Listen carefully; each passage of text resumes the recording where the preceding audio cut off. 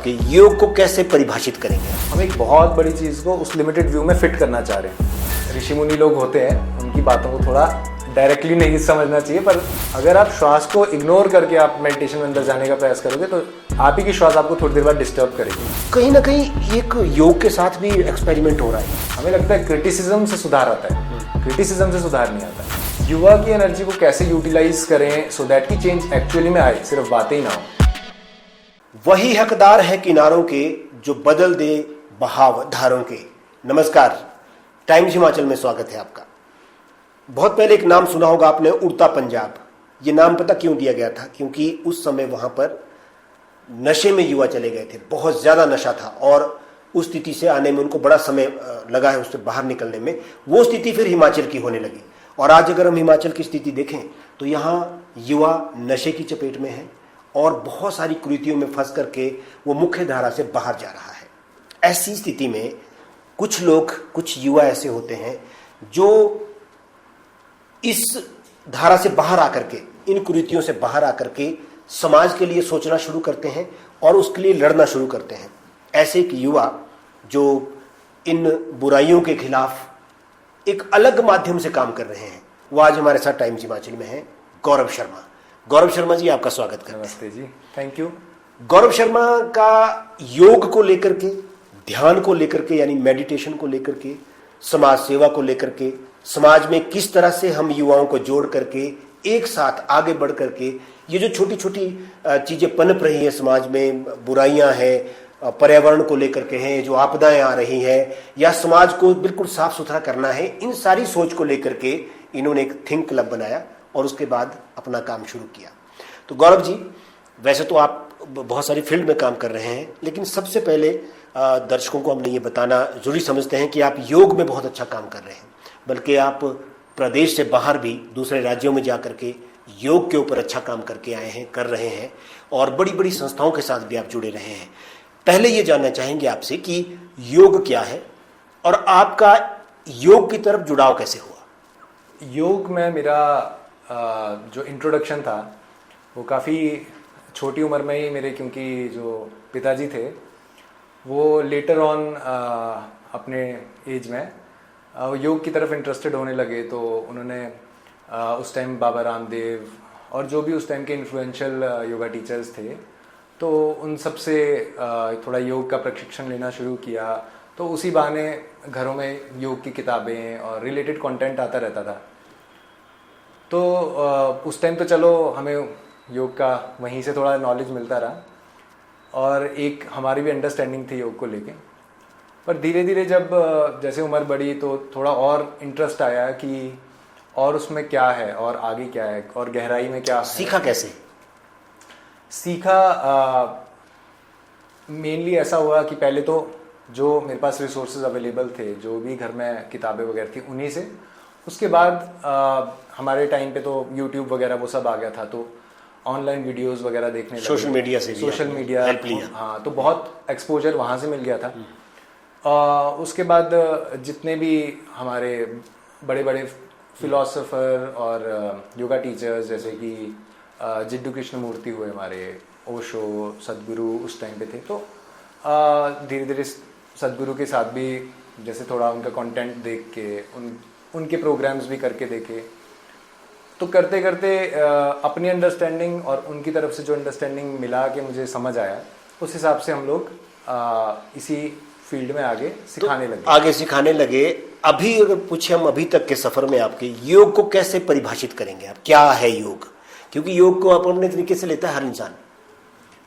योग का जो व्यू है एक नॉर्मल आदमी के लिए इतना ही है कि मेरे शरीर को एक फिट रखने के लिए और थोड़ी बहुत मन की शांति देने के लिए योग एक प्रक्रिया है जो मैं सुबह आधा एक घंटा करूं और फिर मेरी हेल्थ को अच्छा रखेगा अगले कुछ आने वाले सालों तक, और बेसिकली आपको थोड़ा शांत रखेगा, जो नॉर्मली आपको प्रॉब्लम्स आती है उससे बचाएगा। लेकिन सामान्य समझ यही है, सामान्य समझ अभी ये है लोगों में। लेकिन हम लोग इसको कैसे, जैसे हमने जाना है, जैसे मैंने जाना है और जैसे भी काफ़ी युवा जान रहे हैं, एक नई सोच आ रही है। योगा जिस समय में आप ये बोल रहे हो इन्वेंट तो नहीं हुआ, लेकिन जैसे ही ऋषियों मुनियों ने जिस टाइम इस पे डॉक्यूमेंट्स लिखे, इसके अलग अलग उसको आपने रिटन फॉर्मेट में बनाया, पतंजलि योग सूत्र जिसमें से एक डॉक्यूमेंट है। जब पतंजलि योग सूत्र मेन स्ट्रीम में आया, उस समय में ना आपके हेल्थ प्रॉब्लम्स थे, ना शरीर के प्रति इतने भी कॉन्शियस नहीं थे लोग। अब मोटे हैं तो मोटे हैं, पतले हैं तो पतले हैं, उतना कुछ ध्यान उनको कॉन्शियस नहीं थे जैसे आज हमारे कॉन्शियस है कि वेट बढ़ रहा है, ये है वो है। शुगर भी नहीं था, बीपी भी नहीं था। तो इससे ये पता चलता है कि योग हेल्थ के लिए तो इन्वेंट नहीं हुआ था, ओनली हेल्थ। लेकिन उनने ये बात मानी, हेल्थ को बेस रखते हुए और चीज़ों के लिए अगर हमें एस्पायर करना है, आगे जाना है, अचीव करना है, तो हेल्थ उसका एक बेसिक फाउंडेशन है। अब हेल्थ आप लो, लेकिन उस टाइम एक मेंटेलिटी क्लियर थी, आप हेल्दी हो रहे हो तो आप क्यों हेल्दी हो रहे हो, ये विजन क्लियर था। आप हेल्दी हो रहे हो अपने लिए नहीं हो रहे हो कि मैं हेल्दी हुआ तो मैं और व्यंजन एंजॉय कर नहीं, सकता इसको हूं। गौरव जी ऐसे ले रहे हैं लोग ना, अभी तो आज के सिनेरियो में तो ऐसे ले रहे हैं इसको कि मैं मोटा हूं, योग करो आप पतले हो जाओगे। अच्छा, मैं बीमार हूं, योग करो मैं ठीक हो जाऊंगा। तो ये जो बीमारियों के साथ जोड़ दिया हमने योग को, तो क्या सिर्फ इतना है कि योग हमें ठीक करता है, स्वास्थ्य के लिए ठीक करता है? क्योंकि योग को तो आप तो योग को एक विज्ञान के रूप में आगे बढ़ा रहे हो। हाँ जी। तो योग का वैज्ञानिक रूप क्या है फिर? योगा, अब यही एक जो प्रॉब्लम बोल लो या करंट सिचुएशन बोल लो, हमारा जो एक लिमिटेड व्यू है, हम एक बहुत बड़ी चीज़ को उस लिमिटेड व्यू में फिट करना चाह रहे हैं। हम अपना व्यू उस बड़ी चीज़ के लिए खोलना नहीं चाह रहे, लेकिन उस बड़ी चीज़ को हम इस व्यू में लाना चाह रहे हैं। तो हमने क्या किया, जो भी चीज़ हमें अभी इंपॉर्टेंट लगती है, मेरा जो अनुभव है कि मैक्सिमम योगा करने आजकल लेडीज़ या फीमेल सेक्टर ज़्यादा इन्वॉल्व रहता है उसमें, क्योंकि वर्ड्स कुछ ऐसे यूज़ होते हैं जैसे वेट लॉस हो गया, एज रिवर्सल हो गया, लोग बूढ़े नहीं होना चाह रहे, मैं बूढ़ा नहीं, शतायु होना चाह रहे हैं। हाँ, शतायु होना चाह रहे हैं, सेंचुरी लगानी है। हाँ, तो वो चाह रहे हैं कि अब ये जो बुढ़ापा है, जो कि एक बहुत नेचुरल चीज़ है, किसी में भी आता है और किसी में किस स्पीड से आता है, दूसरे में थोड़ी और स्पीड, तो एक नेचर का अपना बैलेंस है। रामदेव जी तो बोलते हैं कि उम्र तो रुक जाती है अगर योग करोगे आप। थोड़े जो ऋषि मुनि लोग होते हैं उनकी बातों को थोड़ा डायरेक्टली नहीं समझना चाहिए, पर उसमें एक मंथन जुड़ा होता है। श्रवण के बाद मनन आता है, हमारी जो भी हमारा कल्चर है वांग्मय में, तो मनन के बिना आप सिर्फ श्रवण करके मान लोगे तो वहां बात गलत हो जाती है, क्योंकि बातें ही ऐसी है। इट्स अबाउट कि आपके सूक्ष्म चीजों के बारे में बात हो रही है। अगर सामने कोई चीज पड़ी है उसके बारे में बात, तो वो मुझे भी दिख रही है, सबको उसी तरह से दिख रही है। पर मतलब गौरव जी आप ये कह रहे हैं कि योग सिर्फ वो नहीं है जो आज समझा जा रहा है, योग इससे भी इतर है, इससे भी ऊपर है, कहीं और भीतर है। योग की एक प्रक्रिया है मेडिटेशन, ध्यान, उसमें भी आप अच्छा काम करवा रहे हैं। हाँ युवाओं के साथ जुड़े हुए हैं। हाँ जी। क्या है ये मेडिटेशन, और क्या मेडिटेशन पूरी मानव जाति के लिए सिमिलर है, एक है, या मेडिटेशन के भी पार्ट्स हैं? अगर योग को देखें तो योग मेडिटेशन को एक अलग चीज के तौर पे नहीं देखता, जैसे आज बना दिया जा रहा है कि आप मेडिटेशन के लिए आप आ रहे हो या योगा के लिए आ रहे हो, लोग पूछते हैं। पर अगर कोई बंदा योगा के लिए आ रहा है, कोई आदमी योगा के लिए ऑप्ट कर रहा है, ऑटोमेटिकली वो मेडिटेशन के लिए ऑप्ट कर रहा है, बिकॉज हमारे बीइंग के अलग अलग लेवल्स हैं। जैसे कि मेरे पास एक शरीर है, तो जाहिर सी बात है अब कोई भी बंदा ऐसा नहीं होगा कि शरीर ही है, उसका मन नहीं लेके घूम रहा, या किसी का मन है, किसी के पास शरीर है तो मन है, शरीर और मन है तो अस्तित्व है उसका। तो जैसे ही आप एक चीज को पकड़ते हो, बाकी चीजें आप ऑटोमेटिकली पकड़ रहे हो। और मेडिटेशन हम बोलते हैं मन से रिलेटेड है। जैसे शरीर के लिए तो हम चलो एक्सरसाइजेस वगैरह वो सब करते हैं, लेकिन अंदर एक बहुत ऐसी चीजें हैं जिस पे शरीर भी आधारित है। मान लो लोग बोलते हैं यार मेरा बस इतना ही शरीर है जितना मुझे दिख रहा है, पर आपको सडनली कोई प्रॉब्लम हो जाती है जो आप देख के पता नहीं लगा पा रहे, फिर आप डॉक्टर के पास जाते हो, डॉक्टर आपको स्कैन करता है या कुछ भी एक्सरे करके कुछ बताता है, आपके कहीं नर्वस सिस्टम में मान लो कोई प्रॉब्लम है। आप बोलोगे नर्वस सिस्टम ये क्या होता है, ये तो आज तक देखा नहीं सुना नहीं। बट जो हमारी बॉडी के अंदर चीजें हैं, सूक्ष्म चीजें हैं, सटल चीजें हैं, वो हमारे फिजिकल को 24/7 इफेक्ट करते हैं, उसी पे ये ग्रॉस सिस्टम टिका होता है। तो मेडिटेशन के थ्रू हम लोग क्या करते हैं, बॉडी में अगर देखा जाए, बॉडी के बाद मसल में बोन्स के बाद बहुत सूक्ष्म चीजें, नर्वस सिस्टम तक आप जाते हो फिजिकली। पर अगर आप देखो, आपकी बॉडी को काट देंगे, सब कुछ कर देंगे, लेकिन आपको मन कहीं नहीं मिलेगा। आपको नर्वस सिस्टम भी मिल जाएगा, मन नहीं मिलेगा। पर आप 24 घंटा अनुभव करते हो मन को। मन, मेरे में विचार आ रहे हैं, ये हो रहा है, वो हो रहा है, मुझे कोई अच्छा लग रहा है, कोई बुरा लग रहा है, कोई चीज़ पसंद आ रही है, कोई नहीं आ रही, कभी अच्छा मूड है, कोई बुरा। तो ये क्या है? मन है। अब मन के प्रति लोग, क्योंकि वो समझ नहीं पाते उसको, तो वो इग्नोर करते हैं। मतलब या तो इग्नोर करते हैं या उसका कुछ भी मतलब उसको आजकल मॉडर्न जगह में जैसे हो रहा है कि किसी का फियर है, जैसे मन के अंदर बहुत फियर्स और भय है, तो उसको कोई बाहर से आता है, आपको बोलता है यार आपको ये प्रॉब्लम है। जैसे हमारे फॉर एग्जांपल अंधविश्वास को ही ले लो। मन के फियर्स है, इनसिक्योरिटीज है, किसी को कुछ फील होता है, किसी पर्टिकुलर उस ट्रिगर्स होते हैं मन के अंदर। आप ट्रिगर होते हो किसी पर्टिकुलर चीज से। अब हमें समझ नहीं आता तो हम क्या करते हैं, किसी के पास ले जाते हैं। फॉर एग्जांपल ले गए, अब वो आदमी, मैंने तो कभी किसी को ऐसा बोलते हुए नहीं सुना कि आपको कुछ नहीं, आप जाओ। जहां तक मेरा कुछ ना कुछ निकलता ही है। लोकल, एक शिमला का लोकल होने के नाते जितना मेरा अनुभव है उन सब चीजों में, तो जब उन सब चीजों में जाते हैं तब क्या होता है, आप उसको किसी और ही टेंजेंट पे ले गए। जो आप ही के अंदर प्रॉब्लम थी, आप ही की बनाई हुई प्रॉब्लम थी, बहुत इजीली सॉल्व हो सकती थी। तो उसके लिए मेडिटेशन है। उसके लिए वहां मेडिटेशन काम में आता है। जहां कोई नहीं जा सकता वहां आप जाओ। आपके अंदर कोई ऐसी जगह है जहां कोई और जा ही नहीं सकता, वहां ध्यान से ही पहुंचा जा सकता है। वहां ध्यान से पहुंचा जा सकता है, बहुत इजीली पहुंचा जा सकता है।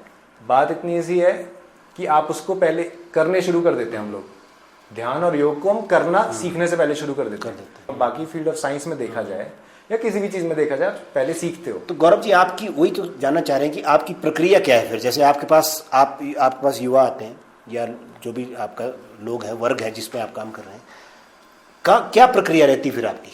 योग की क्या प्रक्रिया है और उसमें ध्यान की क्या प्रक्रिया है? तो हम इसको जैसे एक पैकेज्ड फॉर्मेट में हम इसको कराते हैं।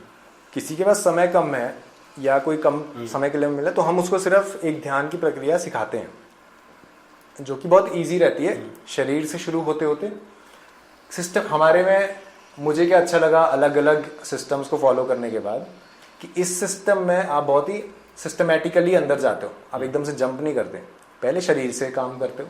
जब शरीर से आप प्रक्रिया है, शरीर के बाद आप सांस के लेवल पे जाते हो, श्वासों में जाएंगे। जब आप सांस को भी थोड़ा एक नियंत्रित कर लोगे, एक नियंत्रण में ले आओगे, एक उसका सिस्टम में ले आओगे। सिस्टम बहुत ही, हमारी सांस भी उखड़ी रहती है, किसी की छोटी बड़ी रहती है। तो जब आप उससे डील कर लोगे, उसके बाद आप माइंड पे जाओगे। ये ऐसा ही है जैसे कि आप किसी शॉपिंग मॉल में जा रहे हो, अंदर आप गाड़ी ड्राइव करके आए, आपने जल्दीबाजी में बाहर गाड़ी पार्क कर दी। अब गाड़ी पार्क कर दी, आप शॉपिंग के लिए चले गए, बट आपका मन अब शॉपिंग में नहीं लग पा रहा, क्योंकि आपका दिमाग बार बार बोलेगा बाहर गाड़ी सही जगह पार्क नहीं है, चालान हो जाएगा। शरीर पहुंच गया मॉल में और मन है गाड़ी पे, पार्किंग। तो इसलिए हम क्या बोलते हैं, पहले आप गाड़ी पार्क करो, जो है आपका शरीर। दैट मीन्स आप स्पाइन सीधी, या जिस पोस्चर में उसको होना चाहिए, जिस स्थिति में होना चाहिए, आप उसको वो करो। उसके बाद आप श्वास पे जाओ, देखो श्वास कैसी है। अगर आप श्वास को इग्नोर करके आप मेडिटेशन में अंदर जाने का प्रयास करोगे तो आप ही की श्वास आपको थोड़ी देर बाद डिस्टर्ब करेगी। जैसे कि नेचर में कुछ भी होता है, इक्विलिब्रियम होना चाहिए। फिर आप सांस को स्थिर करो, जैसे शरीर और सांस स्थिर होते ही आधे मेडिटेशन के स्टेप्स तो आप 80% यू आर देयर। आपका बोलने का मतलब है श्वासों पे नियंत्रण बहुत आवश्यक है। श्वास को महसूस करना है, कब वो भीतर जा रही है, कितनी देर भीतर रहेगी, भीतर में उसको कहाँ रखना है, आपको कहाँ उसको स्थान देना है, ये आप कह रहे हैं। एक्चुअली वो बड़ा प्रोसेस, वो प्राणायाम के एडवांस स्टेजेस हो सकते हैं, बट ये बड़ा सिंपल प्रोसेस है। कुछ भी नहीं आपको सांस के साथ करना है। एक्चुअली आप अभी सांस के साथ बहुत कुछ कर रहे हो, आप जो कर रहे हो आपको उसको रोकना है। क्योंकि मैं अधूरी समझ से जब किसी चीज को कंट्रोल करने लगता हूँ तो मैं जो भी करता हूँ उसके साथ वो गलती करता हूँ। तो फॉर एग्जाम्पल मैं अभी क्या करने की कोशिश कर रहा हूँ, अगर मुझे मेडिटेशन करना है तो मैं शरीर को, आप देखो आप टेंस कर सकते हो शरीर को। अगर आपको मसल्स को टेंस करने को मैं बोलूँ तो आप टेंस कर लोगे मसल्स, बट मैं आपको बोलूँ ढीला छोड़ो, तो आप ढीला कैसे छोड़ोगे? आप टेंस करना छोड़ दोगे, आप कोई एफर्ट नहीं लगाओगे, आपने जो भी एफर्ट है आपने हटा लिया यहाँ से, तो ये ऑटोमेटिकली रिलैक्स हो गया, नेचुरल स्टेट में आ गया। ऐसी ब्रेथ है, ब्रेथ हमारे बिना ही हमारी हैबिट्स की वजह से वो एक टेंस स्टेट में है। हमने जो कॉन्स्टेंट स्ट्रेस अपनी लाइफ में एक्सपीरियंस किए हैं, फियर एक्सपीरियंस किए हैं, अलग अलग नेगेटिव पॉजिटिव इमोशंस, कभी खुश कभी नीचे, तो उसकी वजह से ब्रेथ का एक पैटर्न बन गया होता है बहुत पास से लेके। तो अब हम क्या बोलते हैं, आप पहली चीज़ जो है, आप एफर्ट हटा दो यहाँ से। फिर आपकी सांस कैसे होने लगती है, स्मूथ होने लग जाती है, उसमें जो भी झटका है या रुकावट है वो हटने लग जाता है। अब उसी सांस को वैसे ही रखते हुए अब मन पे जाओ। अब आप मन में क्या क्या कर रहे हो, मैं मन में इमेजिनेशंस बना रहा हूँ। मुझे एक आदमी ने कुछ बोल दिया, मैं उसमें सोच रहा हूँ कि क्यों बोला यार इसने, ये आदमी तो अच्छा नहीं है, अच्छा तो बोल ही नहीं सकता, इसका तो कुछ नेगेटिव मतलब हो, ये सब मैं मन में बना रहा हूँ। वो प्रोसेस को कौन कर रहा है, कहीं ना कहीं उसका जिम्मेदार मैं ही हूँ, मैं ही उसको सपोर्ट करती हूँ, क्योंकि मैं उसमें प्लेजर लेता हूँ, तह में जाने की कोशिश कर रहा हूँ क्या क्यों हुआ। पर अगर वो मेरी लाइफ में इंपॉर्टेंट नहीं है तो मैं मेडिटेशन में डिसाइड करता हूँ, अच्छा ये चीज़ इंपॉर्टेंट नहीं, लेट मी जस्ट इसको जाने दो, अभी मेरे लिए कुछ और इम्पोर्टेंट है, मैं एक पर्टिकुलर काम के लिए बैठा हूँ। तो मेडिटेशन में डिसाइड करके बैठते हैं कि हम मन को इधर उधर कहीं नहीं, ऐसे ऐसे धीरे धीरे हम एक एक स्तर अभ्यस्त होते हैं। हाँ, एक एक स्तर को हम सेटल करते करते अंदर जाते हैं, अभ्यस्त हो जाते हैं जी। और मेडिटेशन अगर आप अलग प्रक्रिया की तरह सीखते हो तो कई बार वो हो सकता है किसी को टफ लगे, किसी की बॉडी कोऑपरेट नहीं कर रही है, माइंड कोऑपरेट नहीं कर रहा, इतना एजिटेशन है, तो उनके लिए हम एक अलग प्रोसेस होता है जिसको हम जॉइंट्स एंड ग्लैंड्स के नाम से बोलते हैं। ये एक सटल सूक्ष्म बॉडी के लिए है, इसको सांस के साथ करने वाली एक्सरसाइजेज है ये। 45 मिनट 1 आवर में आप वो एक्सरसाइज कंप्लीट कर दो, उसके बाद आप जैसे ही मेडिटेशन में बैठते हो आपको करना नहीं पड़ता बहुत कुछ, आप उसी 1 घंटे में सब कुछ कर चुके हो ऑलरेडी। ये आपकी प्रक्रिया रहती है? ये हमारी प्रक्रिया रहती है। एक ये भी जानना चाहेंगे, जैसे आप तो हिमाचल से ही हैं और शिमला सिटी के साथ ही रहते हैं।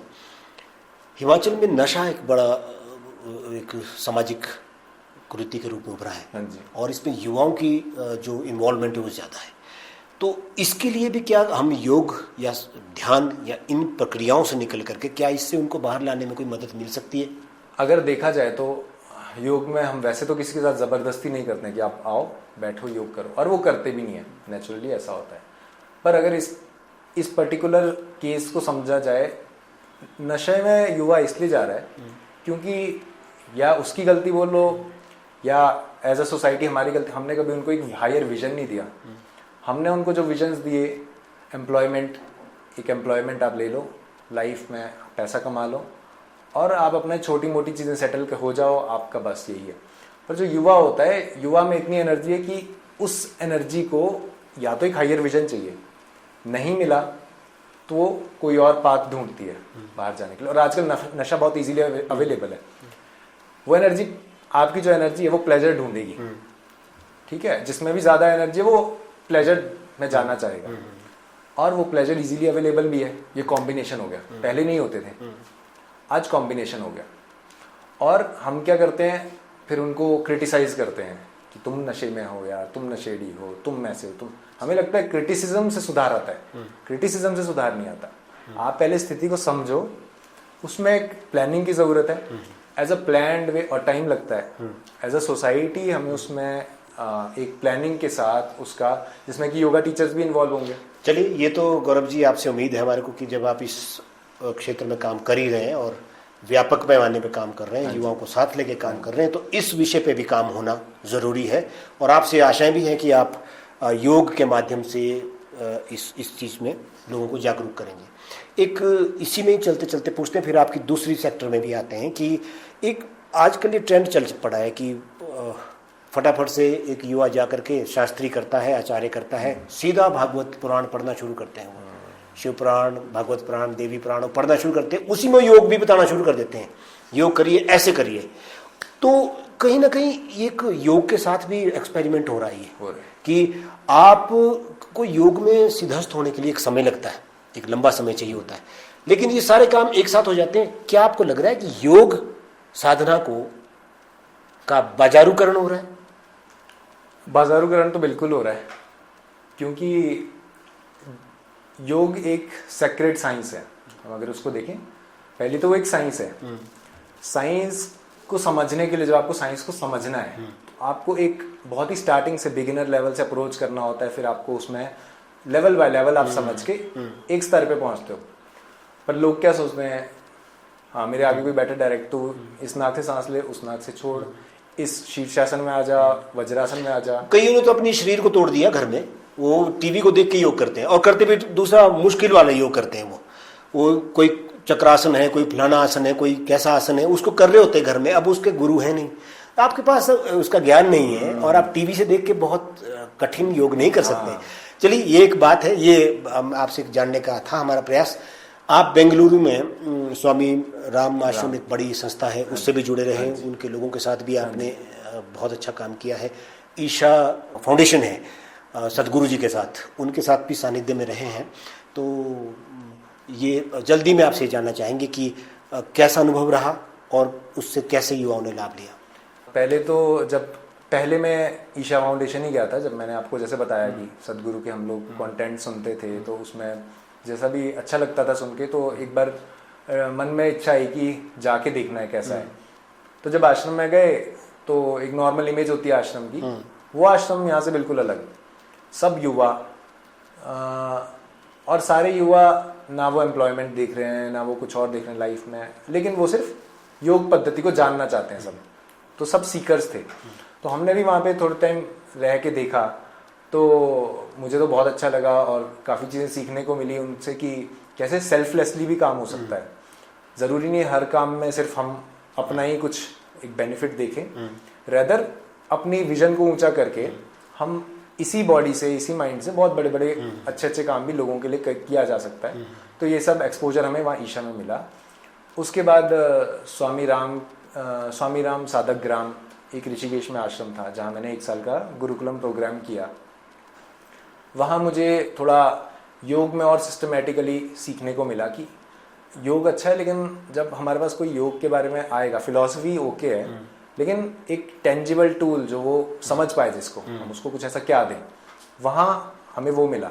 जैसे कि हमें योगा की प्रक्रिया जो स्वामी राम की थी, वो बहुत ही सिस्टमेटिक है, बहुत ईजी टू अंडरस्टैंड है। कोई भी उनकी बुक्स पढ़ता है, कोई भी उनके टीचर से अगर सीखता है, तो एक बहुत ही ईजी प्रोसेस रहता है और बहुत आपको समझ आने लगता है कि योग क्या है धीरे धीरे। गौरव जी, आप वहाँ से ट्रेंड होके आए, उसके बाद ही शायद आपके मन में एक विचार आया समाज के लिए, और समाज के लिए जब विचार आया तो आपने एक थिंक क्लब करके एक संस्था का निर्माण किया। संस्था के संगठन के बाद आपने कुछ जागरूक इंटेलेक्चुअल समाज के युवा जो हैं, जागरूक युवा, उनको जोड़ा और अब आप समाज सेवा में भी काम कर रहे हैं। जैसे कि पर्यावरण पे हम आपको देख पाते हैं, पर्यावरण के लिए आप एक अच्छा काम कर रहे हैं, महिलाओं के उत्थान के लिए, युवाओं के उत्थान के लिए, समाज को में जो कुछ कुरीतियां हैं उनको ठीक करने के लिए। तो ये थिंक क्लब में ये आइडिया आपने कहाँ से लिया और अभी फिलहाल किस किस प्रोजेक्ट पे आप काम कर रहे हैं उसमें? थिंक क्लब का जो मेन इनिशियल आइडिया था वो आया हमें नॉर्मल सोसाइटी के ऑब्जर्वेशन से कि हम अगर सोसाइटी में अभी देखें तो हमें 2-3 वर्ग ही देखने को मिलते हैं। एक यूथ होता है, उसके ऊपर एक मिडिल एज में होता है इंसान, फिर एक ओल्ड एज में होता है। तो 3 ही फैक्टर सोसाइटी को चला रहे हैं। तो यूथ सबसे एक ऐसी स्टेज है जो सबसे ज़्यादा पोटेंशियल होल्ड कर रहा है, सबसे ज़्यादा एनर्जी है उसके पास। सोसाइटी में हम हमेशा ट्रांसफॉर्मेशन लाने का या कुछ चेंज की बात करते रहते हैं, यार ये चीज़ ठीक नहीं है हमारी सोसाइटी में, ये होना चाहिए, जो कि हर सोसाइटी में बात होनी चाहिए, क्या ठीक होना चाहिए क्या नहीं होना चाहिए, ये बातें हम हमेशा सुनते हैं मिडिल एज और ओल्ड एज लोगों से। युवा ऐसी बातें नहीं करता, युवा ज़्यादा नहीं सोचता क्या चेंज होना चाहिए नहीं, करते भी है कई, बट तो आपने क्या गतिविधियां शुरू की थी? मैं इसी पे आ रहा हूँ। अब जब हमने ये चीज़ देखा तो हमें ये भी दिखा कि एक सेक्टर ऐसा है जो सिर्फ बातें कर सकते हैं। अभी वो लोग बात कर सकते हैं, बट जो उसको करने की एनर्जी है वो युवा में।